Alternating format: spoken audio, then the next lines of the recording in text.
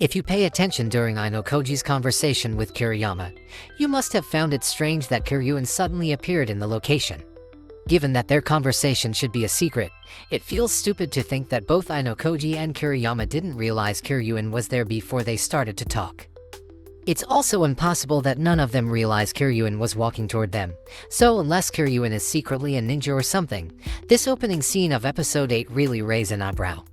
In the light novel, Ayanokoji and Kiriyama actually walk on the outer side of the school before Kiryuin spots and calls for them, but making her sit 5 meters from Ayanokoji's meeting spot without anyone noticing somehow made both Ayanokoji and Kiriyama look very stupid.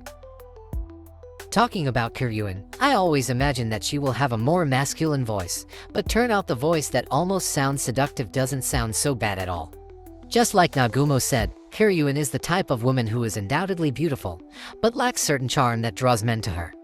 The reason is obvious, because she is more manly compared to average men. With her height and physical ability, it's easy to imagine that she looks cool instead of beautiful, but this episode introduced her with a combination of masculine and feminine.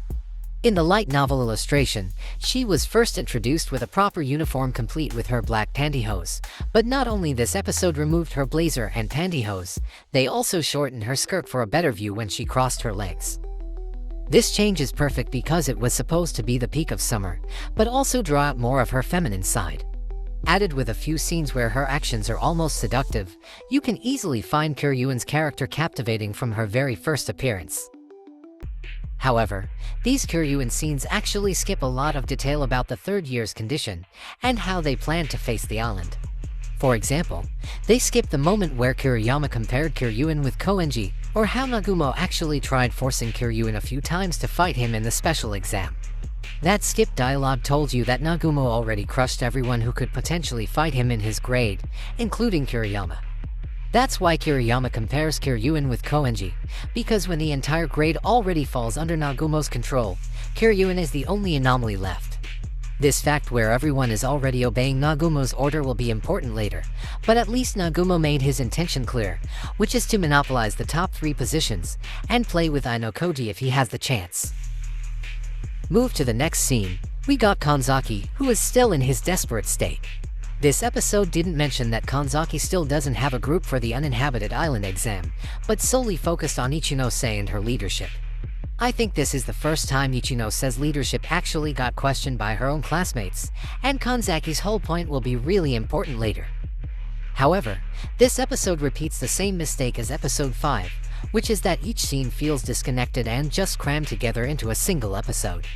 There's literally no connection between Kiryuin and Kanzaki's scene, and we don't even know how many days have passed or how many students have formed a group. There is nothing to say because this is the source material problem, but they could have simply add the date or a simple note to inform the watchers about it. If we compare it to the previous episode, episode 7 has a proper flow because all scenes involve the first-year students. It all started with the group of first years making their move, and then Yagami made his move, and then Tsubaki made her move, and finally Hosen laughed like crazy. The entire episode feels connected and flows smoothly, but this episode is just all over the place. Next we finally got an action from Ryuen, who was unusually quiet in the last 3 episodes. They did good with the jokes of Ayanokoji pouring water into his coffee, but they skipped a really important part from the whole Katsuragi and Ryuen deal, which is the existence of Tatsuke. As you can see, Katsuragi originally doesn't want to get involved with Ryuen anymore, but when Ryuen asked him to transfer class, Katsuragi agreed easily. It's skipped in this episode, but Ryuen actually brings up Tatsuke and how he got expelled, resulting in Katsuragi getting angry and wanted a revenge. The whole Ryuen's regabate is actually a test to see if Katsuragi is loyal to his class or not, even though Sakayanagi treats him very badly. When Ryuen saw Katsuragi keep his mouth shut and not reveal any secret about his class, that was the moment Ryuen became convinced he wanted Katsuragi to join his class.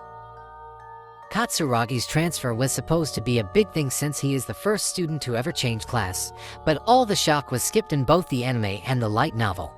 However, since Ryuen's invitation happened near the end of the recruitment phase, most of the students had already formed a group, and only the leftovers such as Ibuki were left. The anime skipped this detail, but when Ryuen was busy with Katsuragi, it was Ishizaki who somehow took care of the loner in his class. Nobody wanted to partner up with Nishino, so Ishizaki partnered with her, but Ibuki was still stubborn to the very end.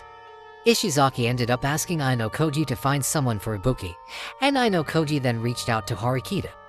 As you can see, Ibuki actually prefers to get expelled instead of forming a team with Horikita, so at the very end, Ibuki becomes the only member of Ryuen's class who faces the island alone. I need to say that I like how they animate the last day of school before they depart to the island. It's rare to see the students with their bags and walk to the bus, and it's also rare to see Chabashira encouraging her students and hoping that they all will come home safe. The prologue is finally over, and we all now officially leave all that boring stuff and head to the best arc in the history of Classroom Elite. However, Koenji's declaration is my biggest disappointment in this episode. Just like Ayanokoji's perfect score explanation, there is absolutely no one who saw that scene and gave their reaction. In the light novel, Koenji approaches Horikita right after Chabashira's speech, and there are still a lot of students left in the class who saw them with excitement, including Ayanokoji. The whole class holds their breath because they will finally see Koenji in action, and that is what you call hyping up the long-awaited Koenji. However, approaching Horikita when she was alone made Koenji look like a coward, and if there was no one else who knew about their agreement, it must be really confusing for them when they see Koenji get serious in the exam. However, I personally don't feel any tension at the end of the episode.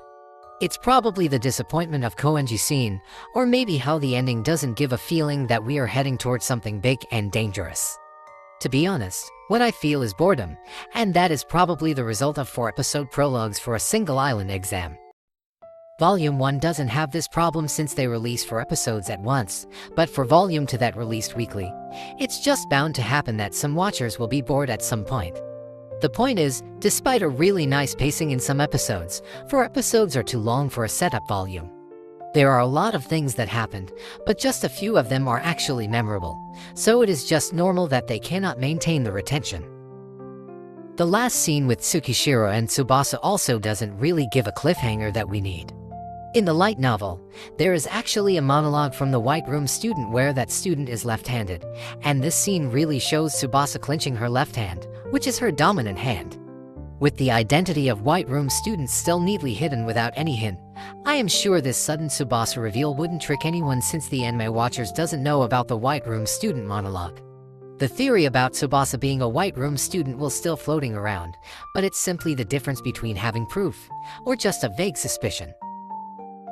Overall, I cannot say this is a good last episode before the island exam, but with all things considered, the last 4 episodes will probably look better if we watch them in a batch instead of weekly. Even though it might still look like a step back, at least it was a necessary step back to fly higher toward the uninhabited island exam.